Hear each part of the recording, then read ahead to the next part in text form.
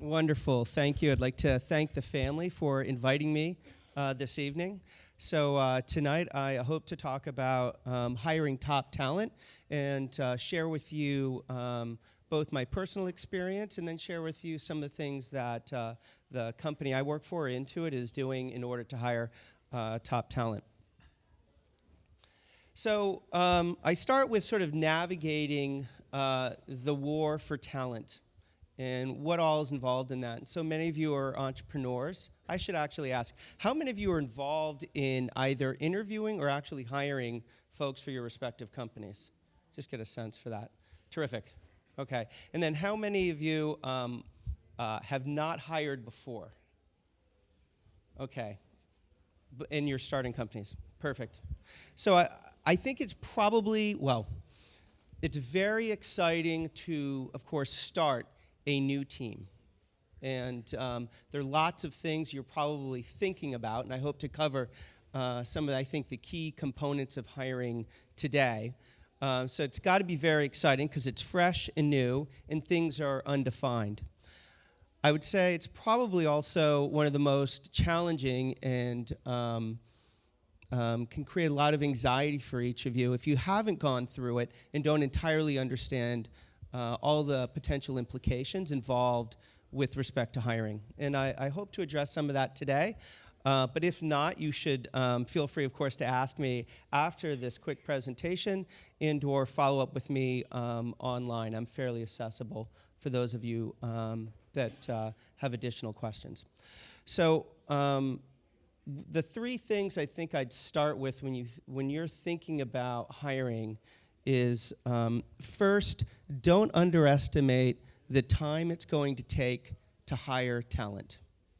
You will get back in spades the time you put in and the resources you put into hiring. I think that the second thing is, much like your company and your product, you want to ensure that you're prioritizing hiring as well.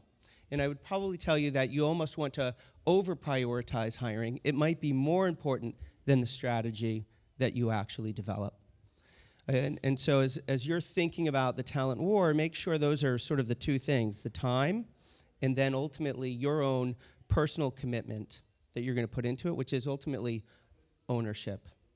I think the third piece, which is why I put on the compass here, is that you really should have a destination.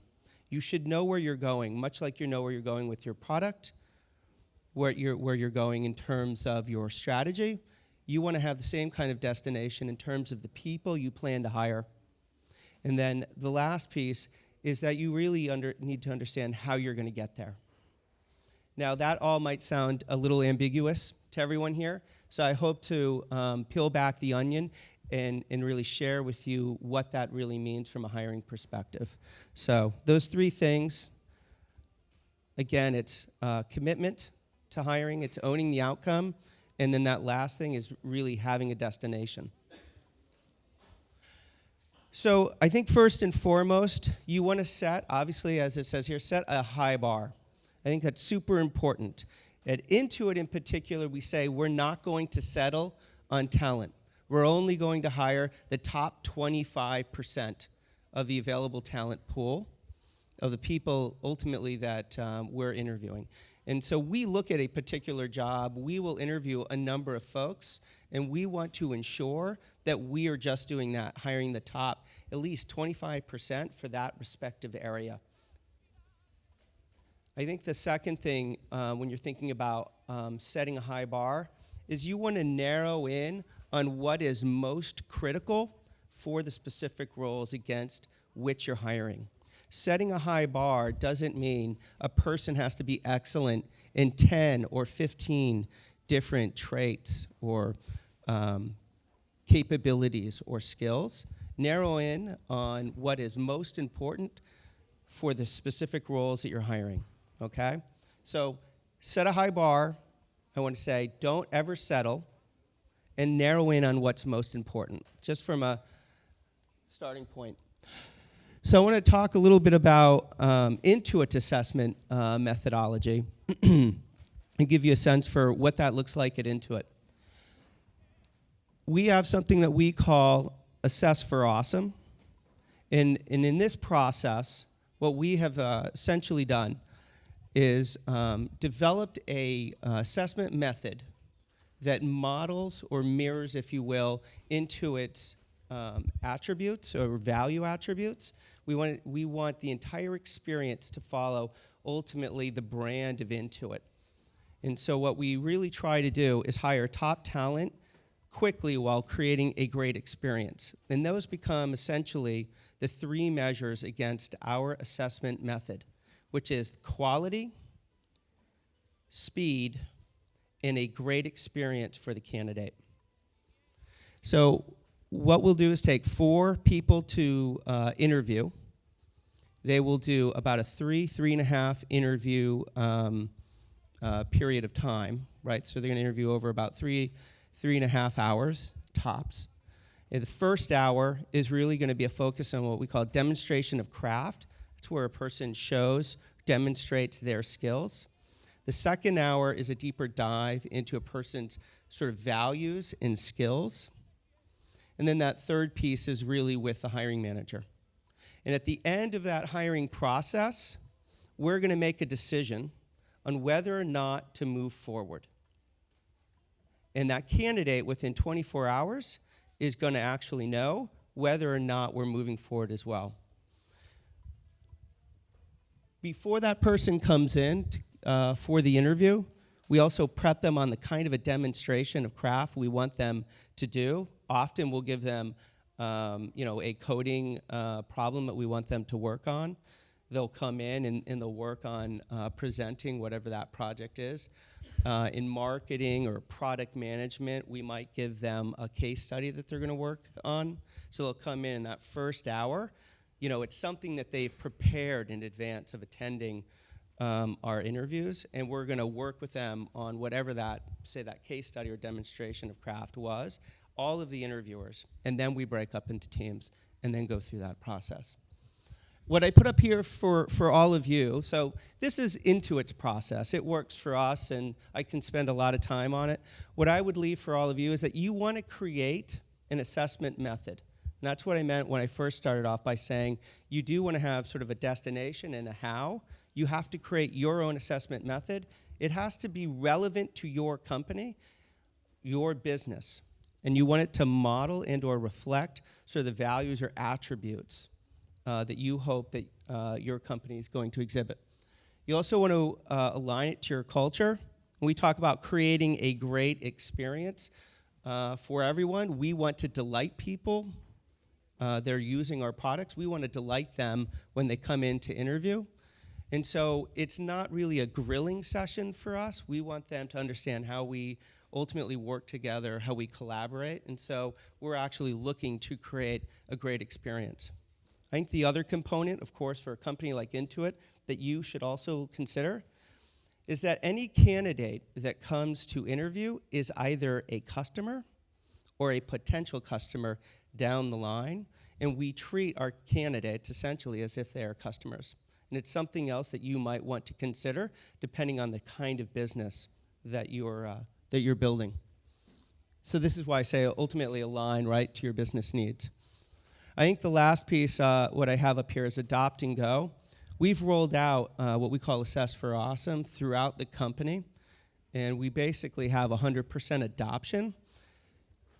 Everyone in the company adopts essentially the same hiring methodology across the board. And I think that's critical, and that's why we say adopt and go.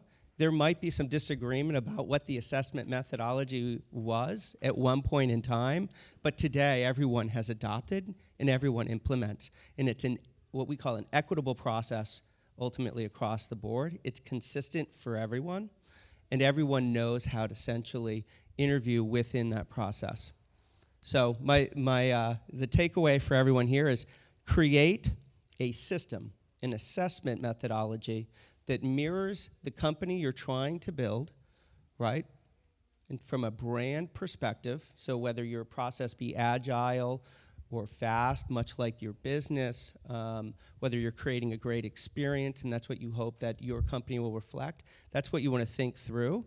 Have a process, and ensure that it's something that can be repeatable. All right, so that's enough on the assessment methods. If anyone has any other questions, I can answer those later. So what do we dive into as a part of the assessment method? It's a person's craft, and I touched on that very quickly, where I said, hey, you have to do a demonstration of craft initially. I think that's one of the most important key ingredients from a hiring perspective, is really understanding the depth at which a person can perform in their chosen functional area, in their field. And it's really key for us. What I like to see in a candidate is that they're continuing to develop their skills, or they're continuing to learn in their chosen field. It tells me that they're passionate about what they're doing. I think it tells actually everyone at Intuit also that they have initiative. When you think about people who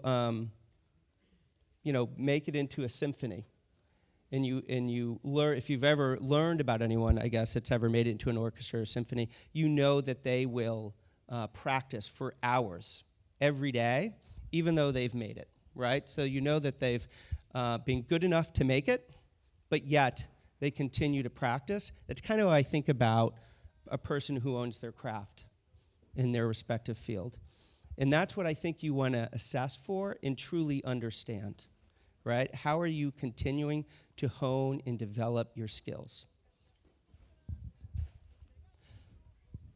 Shared values. So this is the second big piece in our assessment methodology. I said the first hour would be a demonstration of craft. We want to know really how deep you can go. The second piece is shared values.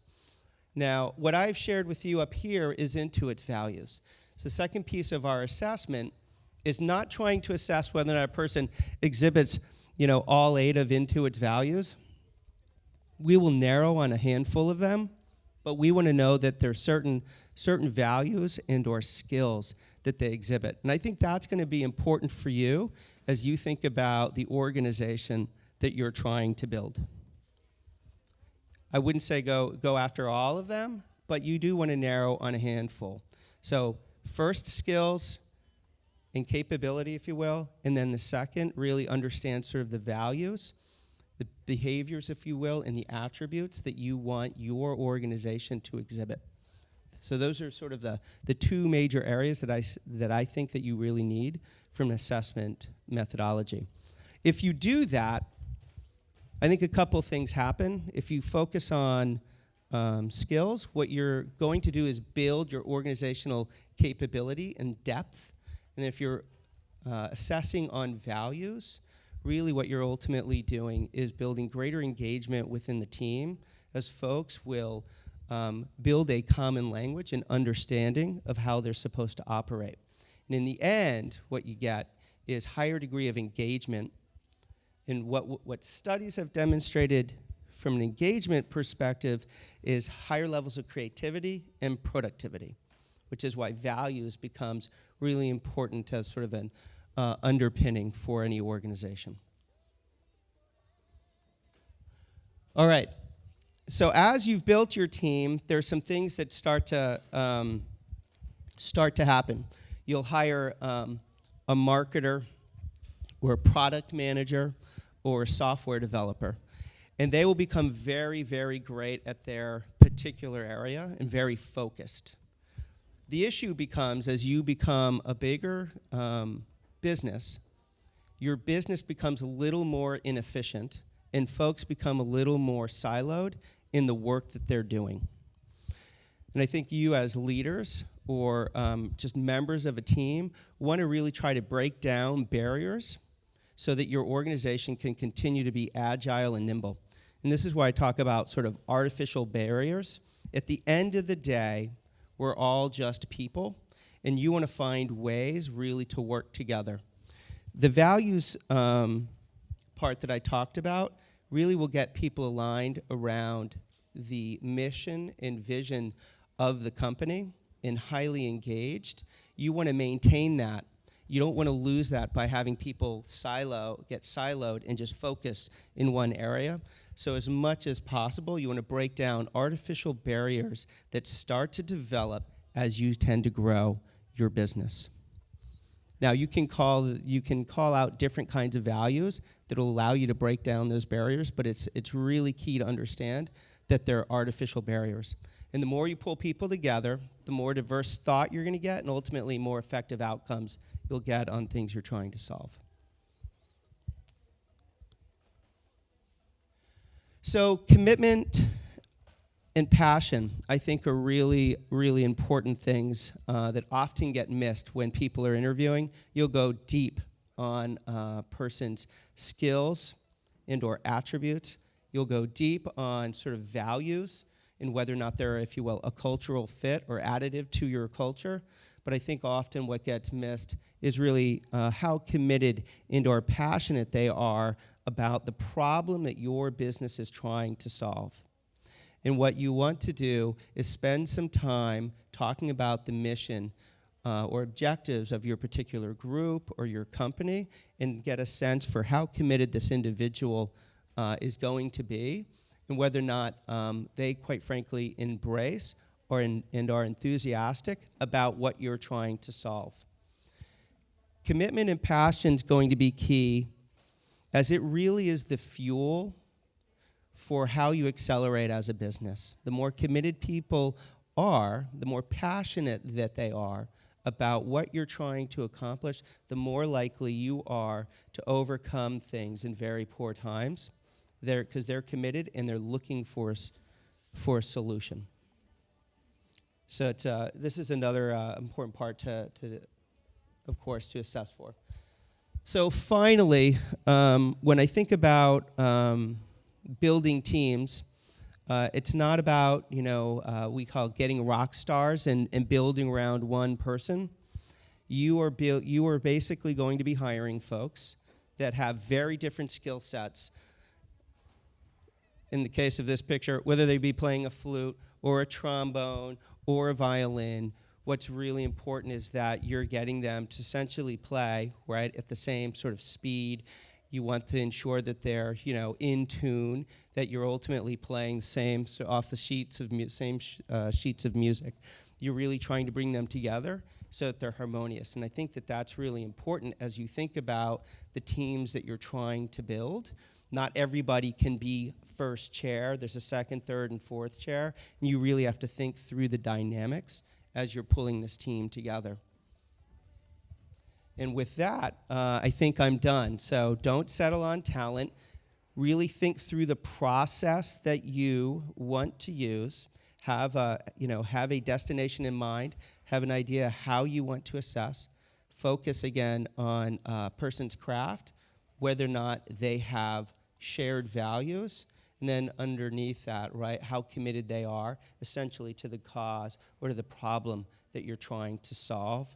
And that final piece, which is a little more challenging, is really understanding, how they're going to fit into the larger team. All right, thank you.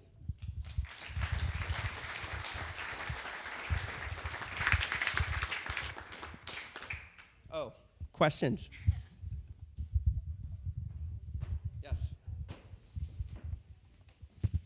Hi, I have a very naive question. A lot of very interesting companies are talking about how they only hire the top 25%. So that means there's a lot of top 25%. Yes, so we all have 25, top 10 or top 25, yes.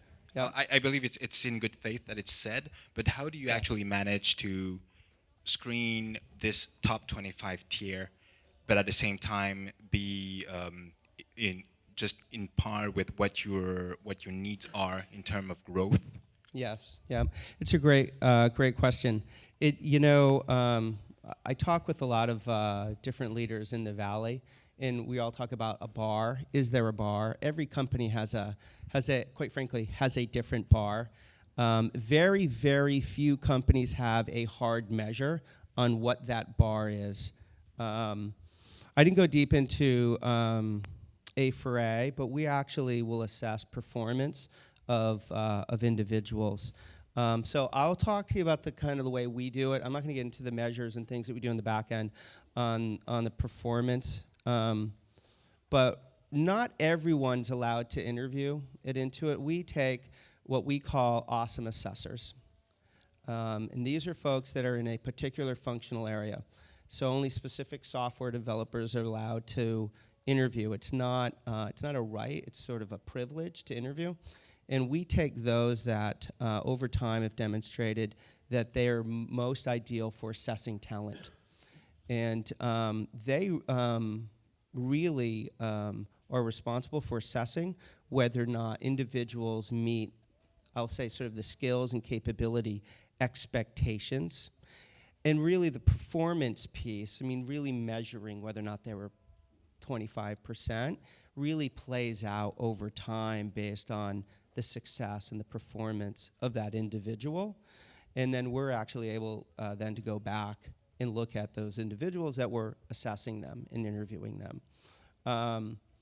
If you don't have the, all the resources that a large company like Intuit has, my recommendation is that you identify who those awesome assessors are, those folks that you trust to make the appropriate assessment on skills, and do it that way. It is a joke, though. Every company you talk to only hires top talent. It's only top 10%. But the reality is the bar is different at other companies. The expectations for the roles is different based on the level, and it's different for each company. The way, again, we do it is we focus on what we call awesome assessors in a specific functional area. We identify them. And so what's happened at a company like Intuit, which has been amazing sort of, I think, evolution for us, is that we have multiple business lines. So in the small business area, we'll have QuickBooks, we have a group called Payments, and another one called Payroll.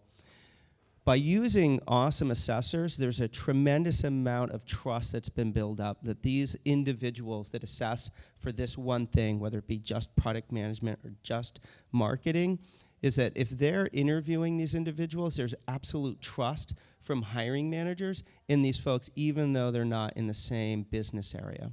And so it's allowed us to be ultimately more efficient and create trust across different business lines.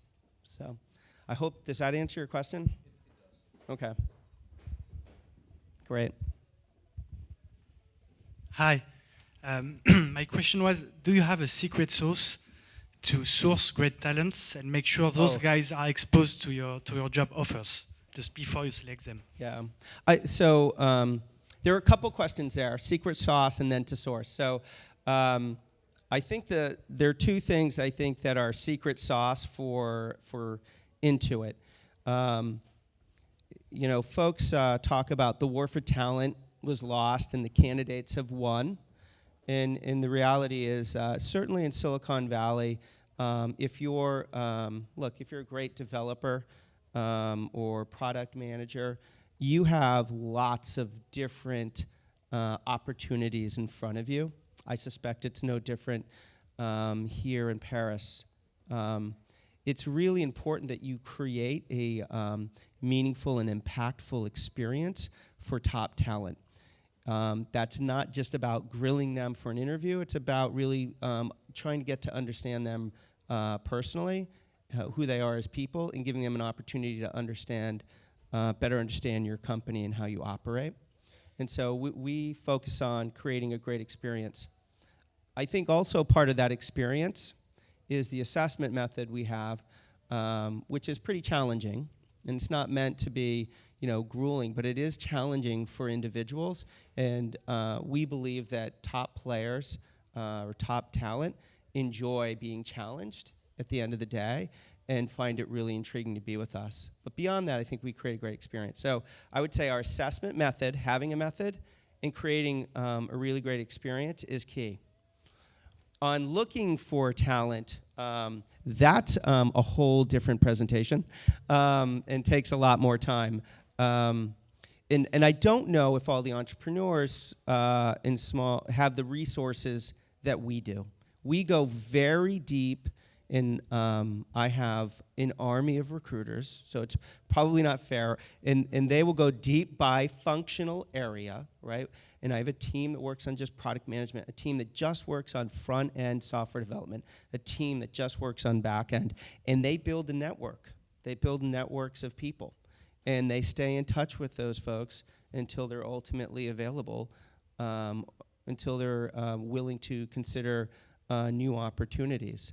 I think, my recommendation for folks in this room is to really think about building out your network, and where you don't have them, you want to ask people in your network to introduce you to folks with specific skill sets that you're looking for. I do find that in terms of recruiting, it's about building a relationship. It's very tough to just go and meet someone and hire them on the spot. So I would encourage each of you to think ahead about what needs you're going to have from a talent perspective, and seek people out today for something you might need 6 months from now. So if it's a software developer, or if it's a product manager, I would tell you now to start building your network and reach out. That's where I kind of go to I think one of the first comments is you can't underestimate the time it's going to take to get great talent. And you're going to have to own it. That means each of you, which means you really have to start building that network. Obviously, LinkedIn is a great source. There are many others, but you want to think about and be very deliberate about the networks you build. Yes, we have a couple here in the front. So the question is, what's your strategy approach for creating a new system? You had that bullet point in your slide. It was the first point, was create your own system. What does that that's mean? assessment methodology. So I think about it's a system or a process, if you will. And so you have to build your system, your assessment method. The way I think about it has to be a system that's repeatable. And it's just that for me. It's a system. Do you have an example? You can. The assessment method was the overall system. Okay. That's not. Is that not I'll clear? ask you later. Okay. Is there some? I'm sorry.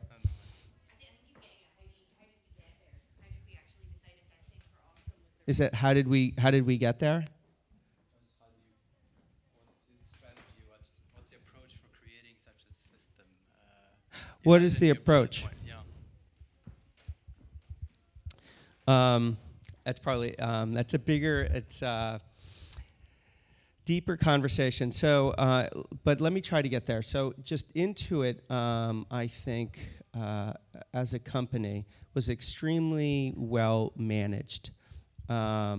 We have done extremely well for 16 years. We're like one of the best places to work.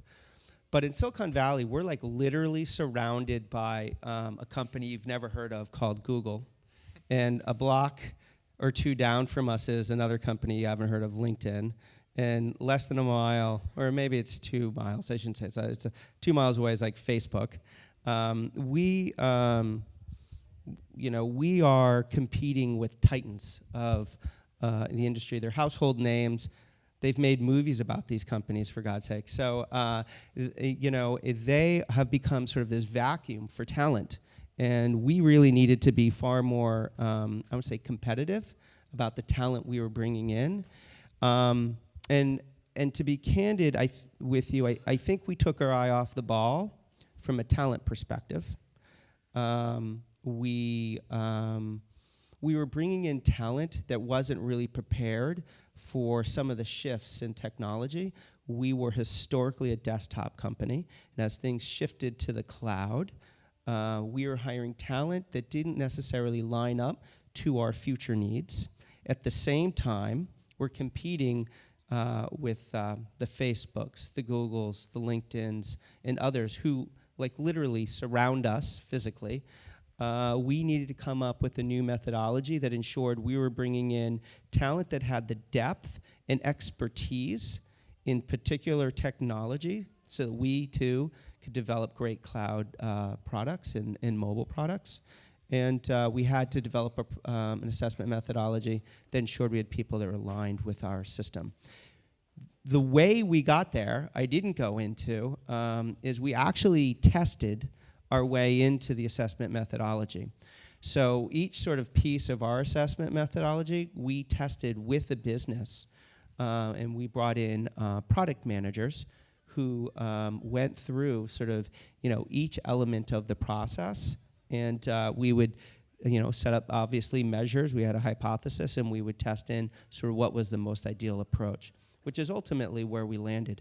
Previous to this, we had a 3-week, 4-week hiring process. You came in for 3 rounds, and we kept saying we wanted to be this agile company, much like the Facebooks and the Googles and all these other companies, but it took us 3 weeks to make a hiring decision. So we weren't, this is where I go to, we weren't really mirroring the attributes and values that we really wanted to exhibit. We tested our way in, came up with something that was far more agile and faster. Does that help? Yeah, actually, yeah. Thanks. A little more, Thank you okay, so much. a little more color. Maybe one last question. Hi, it's me again. I want to go back to the no silo moto, because that's something you hear everywhere.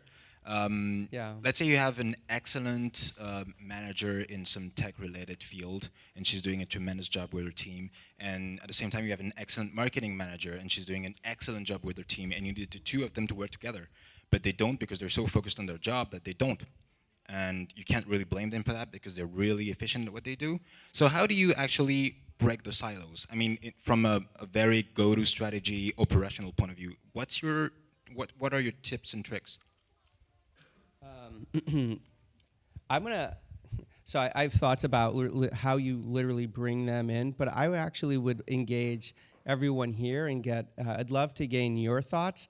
So for me, this will actually be learning from folks here, as opposed to me giving you my HR opinion and what I would do. I would actually like to hear from everyone here and get a sense. Anyone here have any thoughts about how you would engage 2 folks that aren't working together? Beers. There you go. You can take them out, right? Casual atmosphere. Yes, in the back.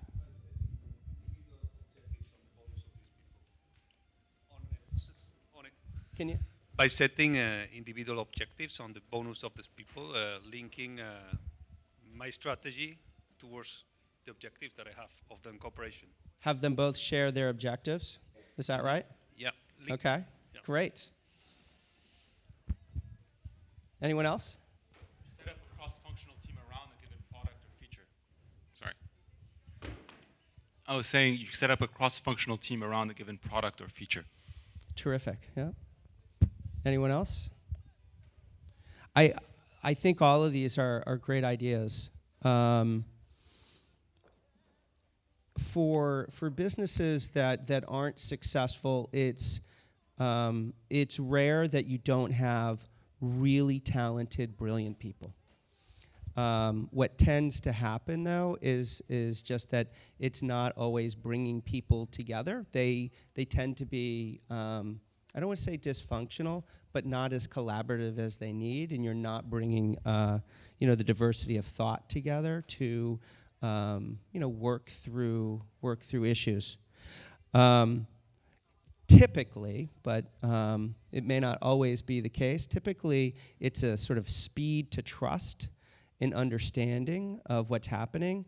So I like the idea of understanding one another's objectives, but that might not necessarily get you to the speed of trust, and so you got to be careful about that. It is often breaking down barriers. You had mentioned bringing them to a bar. I do think that there's a bit of a need for someone to help facilitate. So hire an HR business partner.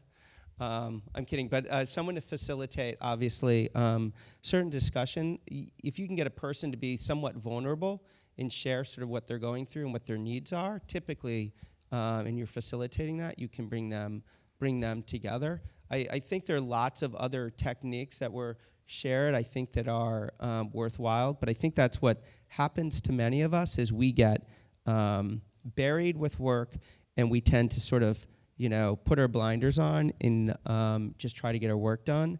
And often when you get dark is when things get worse.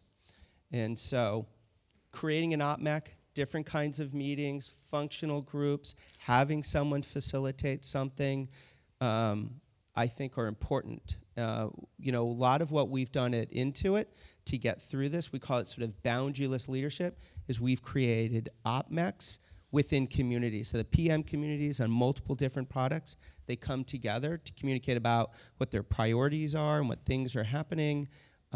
They connect then, of course, with marketing communities and product development communities. But creating something that's standardized within the business, I think, becomes really important. And looking for the right people to sort of facilitate, you know, those discussions and things is also key. And hire an HR business partner. There you go. That's my plug for. Are we all set? Thanks there you go. Yeah. Thanks, Nick, a lot.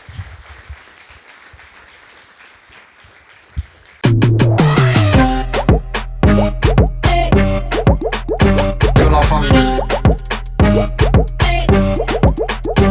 la famille.